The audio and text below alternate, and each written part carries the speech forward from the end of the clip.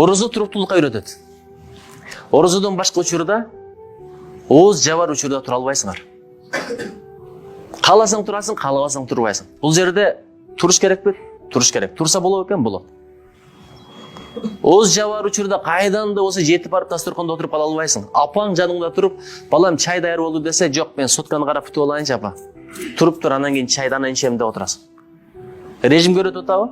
Ошол режим ийгиликтин башат. Ошон үчүн жаратканга жаккан иш дейт, аз дагы болсо уланып турган иш. Бунун өзү истикамат, туруктуулук дегенди билдирет. Жуманын аягында 3 саат тил үйрөнгөндөн көрө күнүгө 10 мүнөттүн үйрөн, ошол эффективдүү. Башка күндөрү таштап коюп, жуманын аягында бир 3 сааттан 5 сааттан китеп оку, андан көрө күнүгө 20 мүнөттөн китеп оку, ошол эффективдүү. Аз болсо да уланып турган иштер. Жаратканга жаккан иш ошол болот.